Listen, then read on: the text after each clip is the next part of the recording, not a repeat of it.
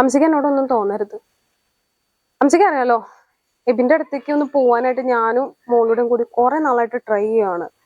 ഇപ്പൊ കാനഡയിൽ നല്ലൊരു ജോബ് ഓപ്പർച്യൂണിറ്റി എനിക്ക് കിട്ടിയിട്ടുണ്ട്. അംശ ഞങ്ങളുടെ കൂടെ വരില്ല എന്ന് പറയണേ.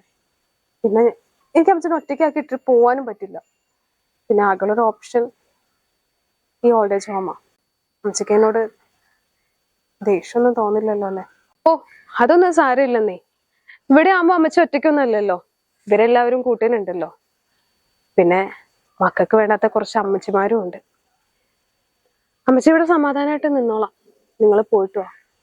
പിന്നെ ലില്ലിക്കുട്ടി, നിങ്ങൾ കാനഡയിൽ പോയിട്ട് സെറ്റിൽ ആവാൻ തന്നെയാണോ? ഇടയ്ക്കൊക്കെ അമ്മച്ചിനെ കാണാൻ ഇങ്ങനെ വന്നേക്കണേ. അതെന്നെ വർത്താനം അമ്മച്ചി പറയുന്നേ? ഞങ്ങൾ അമ്മച്ചിനോട് ഉപേക്ഷിക്കാന്നുള്ള തോന്നലൊന്നും അമ്മച്ചിക്ക് വേണ്ട. ഇങ്ങനെയൊക്കെ സംസാരിക്കുന്ന എന്താ? ഇടയ്ക്കൊക്കെ വന്നേക്കണേ മോളെ. എനിക്കെന്നെ കുഞ്ഞിനെ കൊഞ്ചിച്ചിട്ട് കൊതി മാറിയിട്ടില്ല.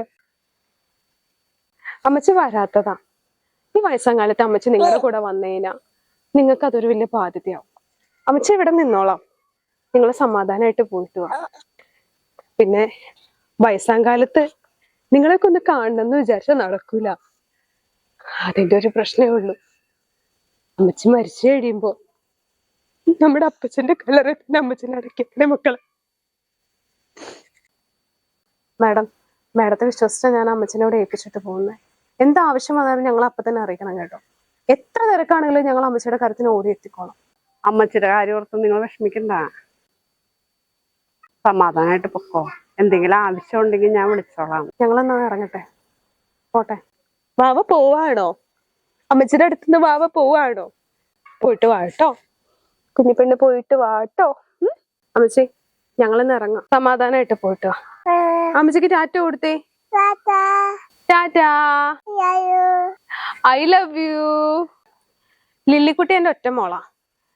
അവക്ക് 2.5 വയസ്സുള്ളപ്പോ അത് ഞാൻ അങ്ങ് പോയി. പിന്നെ ഞങ്ങൾ ഒറ്റയ്ക്കായിരുന്നു. പല വീട്ടിലും പണിക്കൊക്കെ പോയി പാത്രം കഴിയും എച്ചില് കോരിയൊക്കെ ഞാൻ അവളെ പഠിപ്പിച്ചൊരു നഴ്സൊക്കെ ആക്കി. പിന്നെ പുറത്ത് ജോലിയുള്ള എബിനെയും കൊണ്ട് കല്യാണം കഴിപ്പിച്ചു. അവനങ്ങ് കാനഡയിലാണേ. കുറെ വർഷങ്ങളായിട്ട് അവൻ കാനഡയിൽ തന്നെയാ. ഇവളും കൊച്ചും അങ്ങോട്ട് പോവാൻ വേണ്ടി ഒരുപാട് നാളായിട്ട് കാത്തിരിക്കുക. അവർക്ക് അങ്ങോട്ട് പോവാനുള്ള അവസരം ഞാനായിട്ട് തടസ്സപ്പെടുത്തുന്നത് ശരിയല്ലല്ലോ. പിന്നെ ഇവളെന്നെ വിളിച്ചതാണ് കാനഡയിലേക്ക് വാ അമ്മച്ചി എന്നും പറഞ്ഞു. ഓ, കേരളത്തിൽ നിന്നൊന്നും പുറത്തു പോവാനായിട്ട് എന്നെ കൊണ്ടൊന്നും പറ്റൂല. ആരെ കൊണ്ട് പറ്റും അവിടെ വിയർപ്പൂട്ടി ഇങ്ങനെ ജീവിക്കാനായിട്ട്? ഇവിടെയാ സുഖം.